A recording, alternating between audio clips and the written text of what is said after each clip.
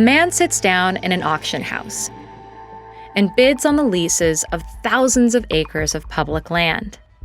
In minutes, he wins 22,500 acres, worth $1.8 million. Only, he has no intention or means to pay.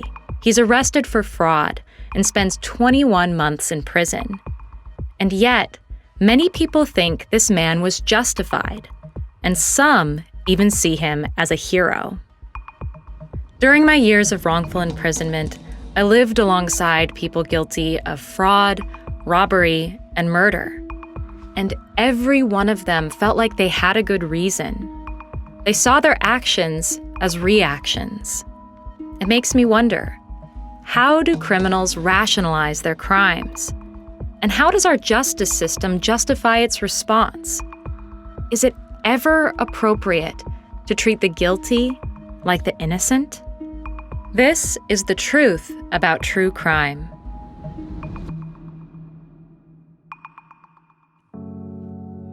Salt Lake City, Utah, 2008.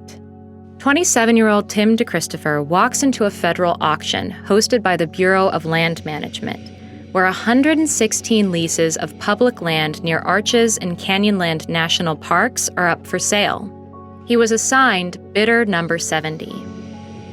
And 4 1/4 and a 4 1/2 and a 4.75 and a 5. Now listen, 5 1/2. 5 are you all in? You all them at $50. Sold $50. Sold bidder 70. Sold bidder number 70. Here's how the scene was described at trial. Now, it appears that the defendant accidentally won his first bid. He figured that he was in so much trouble already, he might as well go for it. And boy, did he. I bid about $1.8 million. Those are the bids that I won. I also made a lot of bids where I just drove up the cost for the oil companies. DeChristopher's decision was a conscious step. He had no money or intention to buy. He just wanted to complicate the process. Once DeChristopher had successfully and falsely bid for 22,500 acres, federal agents were called in. They took DeChristopher into custody and charged him with fraud. He disrupted a lawful auction. He lied to government about being a bona fide bidder. So we asked the judge to give him a serious sentence for what we believed was a serious crime. Classic crime and punishment, right? Well, maybe not. First, some background. When DeChristopher moved to Utah from West Virginia in 2005, he worked as a wilderness guide for at-risk youth, a job that exposed him to vast inequality. He decided to study economics at the University of Utah. Both his academics and activism targeted the myriad of ways corporate interests dictate government policy. In its final days, the Bush administration's push to auction off oil and gas leases in Utah's wilderness areas had activists like DeChristopher looking for any way to stop them. But he wasn't the only activist up in arms. The Southern Utah Wilderness Alliance filed suit, claiming the auction was in violation of the National Environmental Policy Act. The feds charged DeChristopher with 2 felonies, making a false statement and violating the Federal Onshore Oil and Gas Leasing Reform Act. He faced up to 10 years in prison.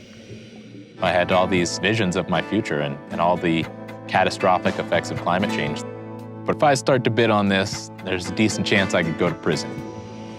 Could I live with that? And I thought, well, yeah, it would suck, but I could live with it. But knowing that I had a chance right in front of me to do something about it and didn't take it because I was afraid of the consequences. And I thought, no, I couldn't live with that. DeChristopher's fate rested in the hands of a jury of his peers, whom he hoped would vote with their conscience too. Most of that jury pool had gotten a pamphlet before they came in on the first day from the Fully Informed Jurors Association. And it talked about jury's rights. I mean, the prosecutor was almost spitting when he was reading from this and saying, this notion of voting your conscience, it's out in space. DeChristopher is talking about jury nullification. The basic idea is that, contrary to what you've been told, Every jury has the right to vote their conscience, even if it means disagreeing with the law. And every judge and lawyer tries to obscure that fact from you. And the judge would say, you understand it's not your job to decide what's right or wrong here. Your job is to listen to what I say the law says, and you have to enforce it, even if you think it's morally wrong. And that's when I knew that I was going to be convicted. Here's Judge Benson from DeChristopher's trial. You are not to be concerned with the wisdom of any rule of law stated, regardless of any opinion you may have as to what the law ought to be. The law does not permit jurors to be governed by sympathy, prejudice, or public opinion. In other words, you, the jury, have no right to choose between right and wrong. DeChristopher was ultimately found guilty and served nearly 2 years in federal prison. He was released on April 21, 2013, the day before Earth Day. DeChristopher spent his first day in freedom addressing his supporters in Salt Lake City.